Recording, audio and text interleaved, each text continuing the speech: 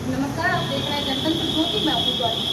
आज मैं मुजफ्फरपुर के माता वैष्णो देवी मंदिर गनीपुर में हूँ। बात करते हैं मंदिर के प्रधान पुजारी अमरीश कुमार शर्मा जी से। जय माता दी। गणतंत्र ज्योति में आपका स्वागत है। ये जितिया व्रत का महत्व क्या है?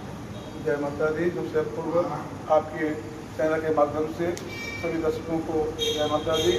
आगामी दुर्गा पूजा की शुभकामनाएं, दशहरा की शुभकामनाएं।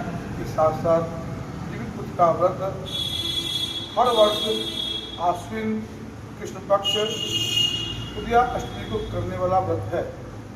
ये मुख्यतः महिलाएं अपनी संतान की आयु वृद्धि के लिए करती हैं और पूरे भारत में इस व्रत को विभिन्न प्रकार से किया जाता है। उड़ीसा में इसे जुतिका व्रत कहते हैं। बिहार में माताएं जीवित पुत्रिका के नाम से व्रत करती हैं। पश्चिमी उत्तर प्रदेश और पंजाब में इस व्रत को महालक्ष्मी व्रत के नाम से भी किया जाता है। तो ये व्रत मुख्यतः इस तरह चैत्र शुक्ल अष्टमी दुर्गा का व्रत है। ये भी आश्विन कृष्ण अष्टमी को दुर्गा का व्रत ही है, जो दुर्गा जी अमृत की वर्षा करके उन सभी को जीवित की और धन पुत्र की वृद्धि करती हैं। इसीलिए ये आश्विन कृष्ण अष्टमी को ये व्रत किया जाता है। ये व्रत करने का विधि क्या है? ये व्रत की विधि सबसे पहले व्रत से एक दिन पहले महिलाएं नहाय खाए करती हैं, बाल धो के स्नान करती हैं, लहसुन प्याज वर्जित करती हैं, अरवार वाइन खाती हैं। दूसरे दिन व्रत की अष्टमी तिथि के दिन ये संपूर्ण निराहार और जल और अन्न के बिना व्रत करती हैं और सूर्य अष्टमी तिथि के पश्चात नवमी में इस व्रत का पारण किया जाता है।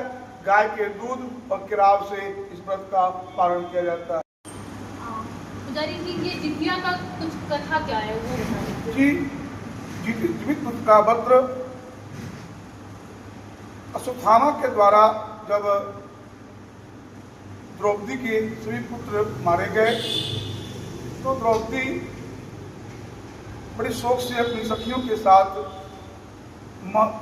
ब्राह्मणों में राजा ब्राह्मण श्रेष्ठ धौम के पास बड़ी शौक से गई और उन्होंने उनसे ये पूछा कि प्रभु हे विपेंद्र, आप हमें ये बताएं कि कौन सा ऐसा उपाय करने से बच्चे दीर्घायु हो सकते हैं, ऐसा कोई उपाय हमें बतावें।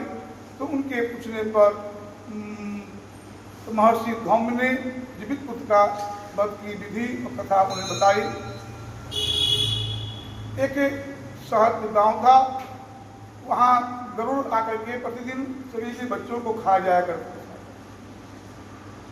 उस शहर का राजा जिमुतवाहन नाम के एक राजा जी थे, उनसे अपनी प्रजा का कष्ट नहीं देखा गया और उन प्रजा की कष्ट को देखे हुए जब जैसे ही गरुड़ आया, उन्होंने अपने शरीर को गरुड़ के आगे कर दिया और गरुड़ उनके शरीर को खाने लगा। जब गरुड़ ने उनके वाम अंग को खा लिया तो उन्होंने पलट के अपने दाहिने अंग को भी उनके आगे कर दिया। फिर तो गरुड़ जी ने उनसे पूछा कि आप कौन हैं और कैसे कहते हैं आप अपना अन्न खुद खाने को दे रहे हैं। तो राजा ने कहा कि आप हमारी प्रजा को जितने खा रहे हैं, हमारी प्रजा के कल्याण के लिए मैं अपने आप को और देता हूँ।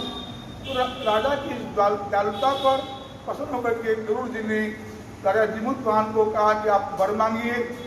तो राजा जिमुतवाहन ने वर मांगा कि अगर आप मुझ पर प्रसन्न हैं तो आज से आप हमारे गांव के बच्चों को नहीं खाएंगे और आशीर्वाद देंगे कि दीर्घायु हों।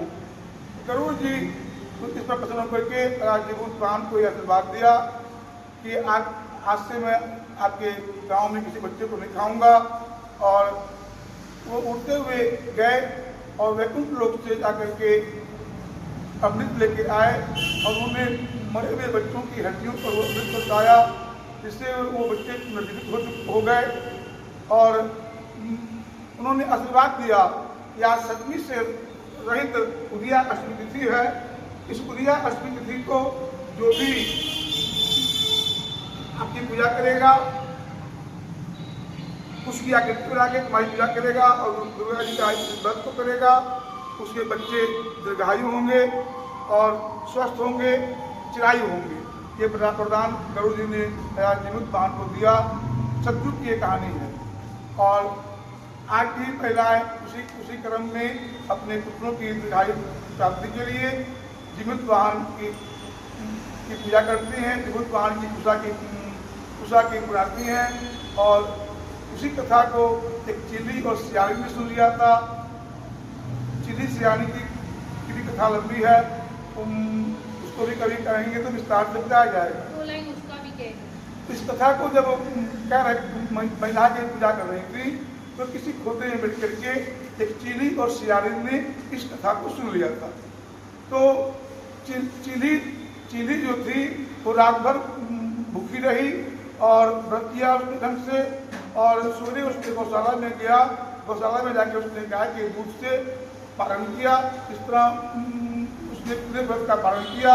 लेकिन सियानी जो थी कथा को सुनी और सुनते ही रात में संसार में चली गई। उसने वहाँ जाकर के मांस भक्षण किया। इस तरह उसने व्रत के नियमों का पालन नहीं किया। तो चीली और सियानी ही अगले जन्म में दोनों एक ही रात में पैदा हुई, एक ही साहूकार के यहाँ पैदा हुई। और दोनों का विवाह, एक का विवाह राजा से हुआ और महारानी हुई, और दूसरे का विवाह उसकी मंत्री की पत्नी से हुआ, वो मंत्री पत्नी कहलाई। और जो चीली थी वो मंत्री पत्नी की थी और जो सियानी थी वो राजा की पत्नी थी। उस राजा की को भी संतान होती थी और मर जाया करती थी, जो भी संतान होती थी मर जाया करती थी। लेकिन चीली के जो पूर्व जन्म में चीली थी और इस जन्म में मंत्री की पत्नी थी, उसके 8 पुत्र स्वस्थ, सुंदर और जिंदा रहते थे। इससे बड़ी बहन को डाह होती थी और डाह होने के कारण अपने पति राजा से कहती थी जब मुझे तुम पसंद देखना चाहते हो तो तुम इसे भी, इन बच्चों को भी मरवा दो, जहाँ मेरे बच्चे मरे जिससे मर गए हैं उसको मरवा दो।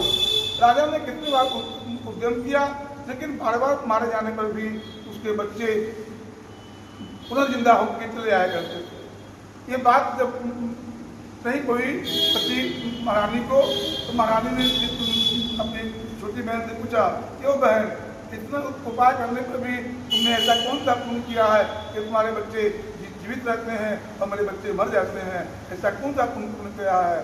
तब चीली ने कहा, हे बहन, तुम जानो तुम पूर्व जन्म में सियानी थी, मैं चीली थी, हम दोनों ने ही जीवित पुत्र का व्रत किया था।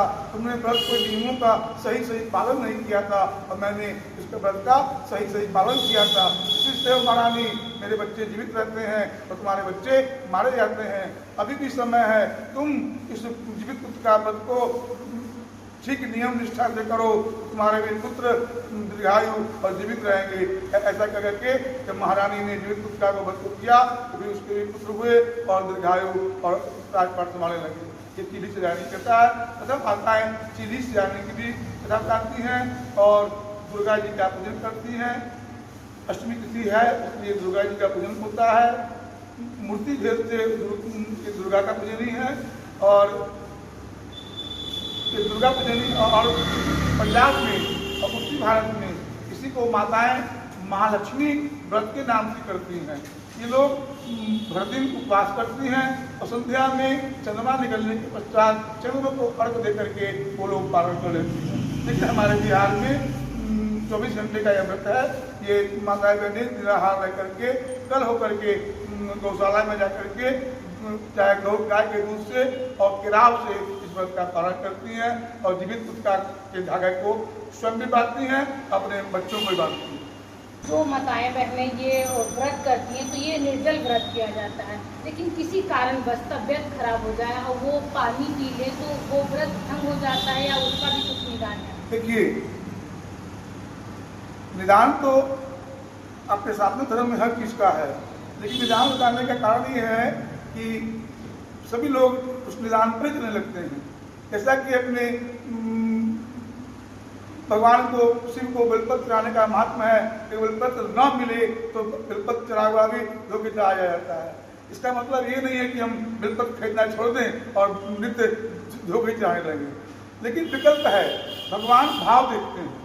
और ग्रहण काल में जब 9 घंटे 12 घंटे पहले से भी अन्न जल ग्रहण करना बंद हो जाता है, उसमें भी हमारे विद्वानों ने, हमारे महर्षियों ने बालक, वृद्ध और रोगी को क्षमा किया गया है कि आप उनको भोजन कराया सकता है, जल पिलाया सकता है। ठीक उसी तरह हमारे व्रत में भी अगर कोई महिला ऐसी हो रही है कि जो इसे पानी की अति आवश्यकता है, इसकी क्योंकि शरीर रहेगा तभी हम धर्म रखेंगे। शरीर रक्षति तथा धर्म रक्षति, पहले शरीर की रक्षा करना हमारा धर्म है, तभी हम अपने धर्म की रक्षा कर पाएंगे। अतः अगर ऐसी भी कुछ होती है तो महिलाएं जल पान कर सकती हैं, कोई आपत्ति नहीं। ये व्रत भंग नहीं होगा, व्रत भंग नहीं होगा, लेकिन अतिशय कारण जब आपकी ऐसी स्थिति हो तभी कहते हैं आप इस काम को करें। जानबूझ करके कि पंडित जी ने कह दिया है जल पी सकते हैं, ऐसा भाव करके अगर आप पीते हैं तो गलत बात है। हाँ, आपकी शरीर की जब हानि हो रही है, जब आप शरीर को नहीं रख सकती हैं, उपाय नहीं हो रहा है, प्रयास नहीं हो रहा है, तो जल पीने में कोई हानि नहीं है, आप पी सकती हैं, आपका व्रत भंग नहीं हो। इस बार जीवित पुत्रिका का व्रत 14 सितंबर रविवार को किया जाएगा।